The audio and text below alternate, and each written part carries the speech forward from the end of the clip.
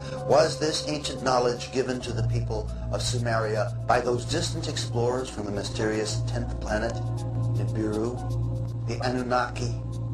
In our ancient past, there were advanced beings referred to as the Anunnaki, translated, those who from heaven to earth came.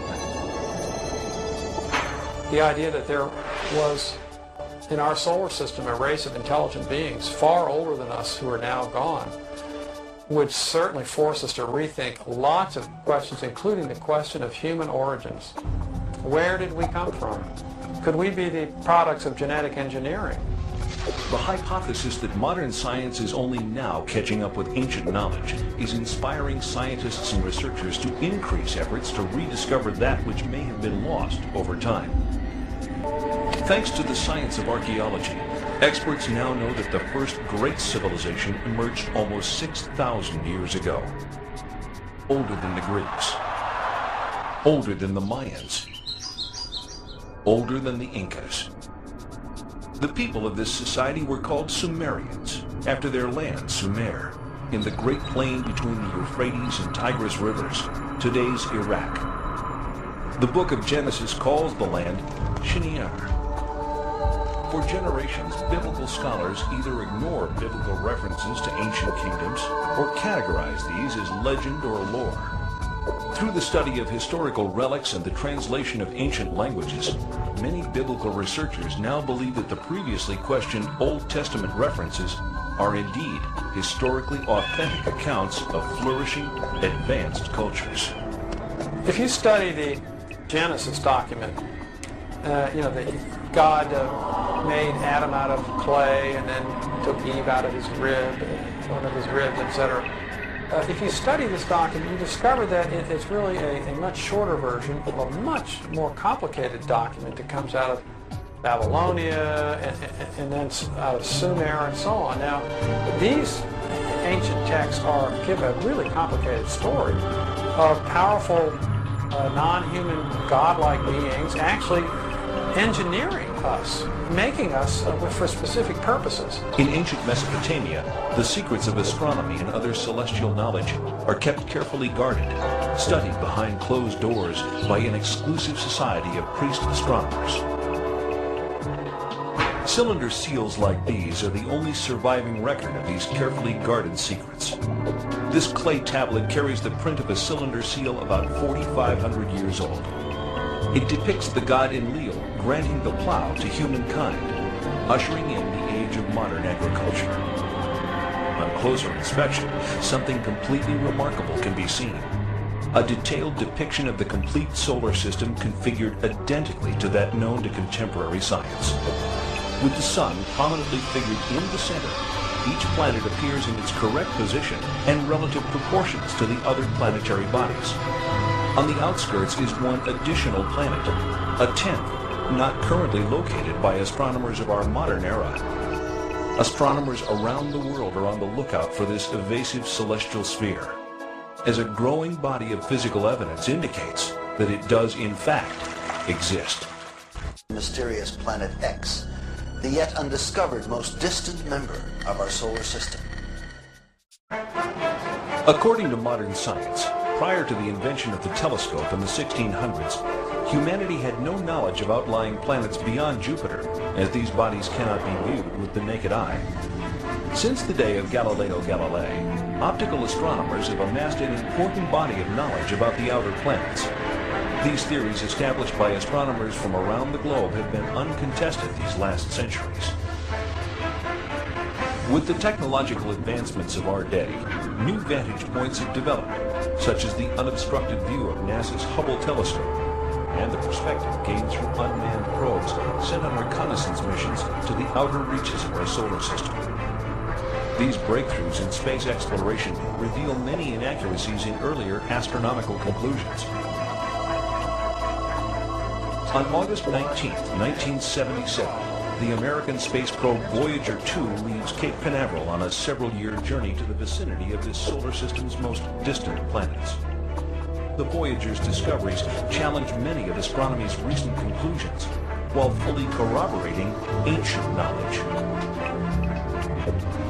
If planet X exists, We are not alone in this solar system. The surviving historical records of the Sumerians reveal the story of an intruder planet, Nibiru, which appeared out of deep space, drawn into the center of our solar system by the planetary pull of Neptune, Uranus, Saturn, and Jupiter. On an opposing orbital path with the seventh planet, a planet referred to in Sumerian records as Tiamat, Nibiru's new orbit around the Sun placed the two planets on a collision course. As they draw near, one of the satellites of Nibiru crashes into Tiamat, cracking the planet.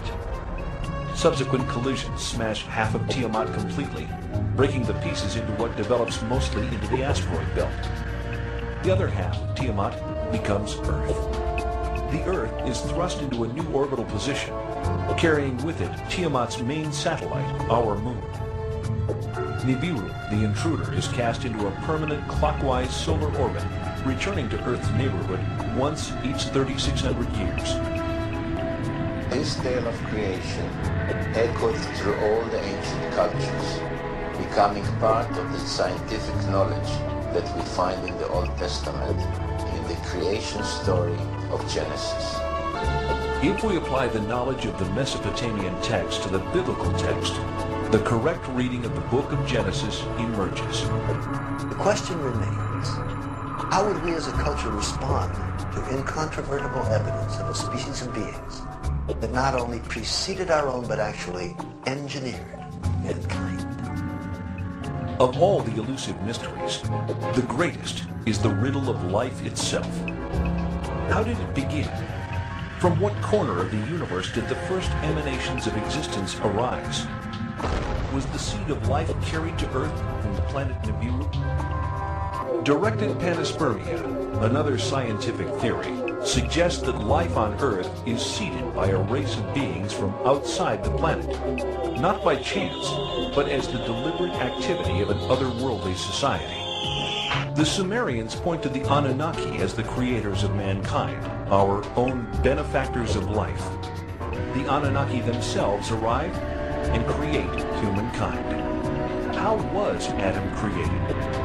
According to the Sumerians, it was by genetic engineering, fertilization in vitro, in a glass tube, as depicted in this cylinder seal rendering. In Genesis chapter 1, verse 26, the Bible reads, "Let us make the Adam in our image and likeness." But why? Sumerian documentation suggests that the Anunnaki create humanity to assist in mining African gold that they need to save the dwindling atmosphere of their home planet, Nibiru. Judaism, Christianity, and Islam, the three great Western traditions, religious traditions, are all founded on the idea that there's something special about human beings. We didn't arrive here accidentally, so we're not just some consequence of billions of years of pointless accidental permutations of life forms. No, we were created in the image of God. The creation really is about the process of our salvation. Now, what if it were the case that there were creatures both technologically more advanced than us, older than us in terms of their civilization, and maybe even more intelligent than us, and more spiritually advanced, if we could imagine that? Then would this cause the creation story to collapse and leaving, literally billions of people on the planet totally confused about the meaning of life? Two figures stand on either side of a craft.